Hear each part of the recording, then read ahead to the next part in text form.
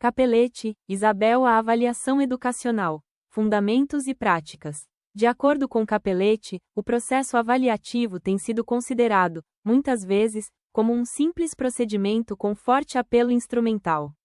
Segundo Capelletti, a amplitude de propostas teóricas sobre avaliação abre espaço para discussão entre dois espaços ideológicos: avaliação como controle e avaliação como processo emancipatório. Capelletti afirma que, à volta da ideia da avaliação, se construíram dois polos. Um negativo organizado em torno das noções de repressão, seleção, sanção, controle, e um polo positivo organizado em torno das noções de progresso, mudança, adaptação, racionalização. Capelletti afirma que a avaliação tem se situado no polo negativo, concebida como controle exercido pelos exames, reduzindo a avaliação a um procedimento técnico e instrumental, em uma dimensão cientificista. O exame, desta maneira, esconde uma infinidade de problemas, inverte as relações sociais e as apresenta só numa dimensão pedagógica e inverte os aspectos metodológicos para apresentá-los numa dimensão de eficiência técnica, mas que também se conforma historicamente como um instrumento ideal de controle. E controle não pode ser confundido com avaliação. Controlar significa dominar, conter, governar, é normativo, categorial, hierárquico, sancionador. Todo controle é necessariamente político e conservador. Para Capelletti, ao contrário do controle, a avaliação educacional busca a compreensão do objeto em situação, no diálogo intersubjetivo com os envolvidos e com a necessária teoria requerida. Essa busca ocorre por intermédio de uma investigação que não ignora o contexto da situação em pauta para ressignificá-la e transformá-la. Capelletti trata-a como uma investigação crítica de uma dada situação que permite, de forma contextualizada, compreender e interpretar os confrontos teóricos e práticos, as diferentes interpretações dos envolvidos e as implicações na reconstrução do objeto em questão. De acordo com Capelletti, estudos recentes sobre avaliação educacional, ao contrário da abordagem instrumental produtivista, sugerem uma abordagem mais crítica, na perspectiva da racionalidade emancipatória.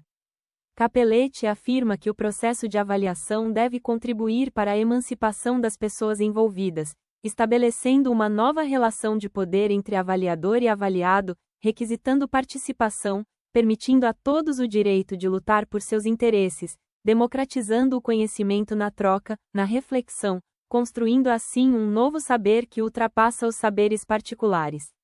Para Capelletti, da opção teórica à ação, há um longo caminho que precisa ser percorrido com competência e solicitude na busca da coerência entre a concepção de avaliação em que cremos e a prática que realizamos.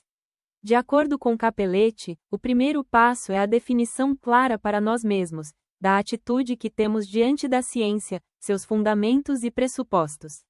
De acordo com Capelletti, definido o credo ideológico, é preciso pensar no método e sua operacionalização em práticas avaliativas, mantendo a coerência teórica na cadeia de ações.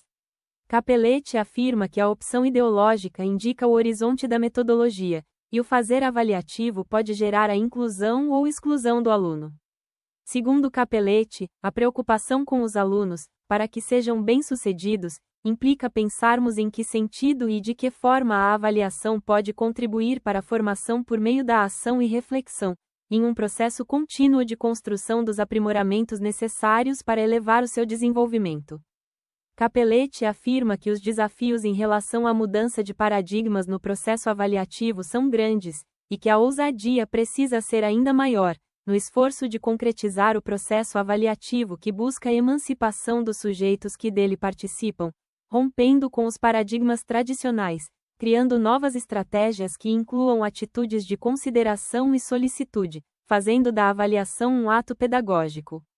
É em razão da temporalidade que a solicitude pode desenvolver-se enquanto consideração e paciência e seus modos deficientes, a desconsideração e a negligência.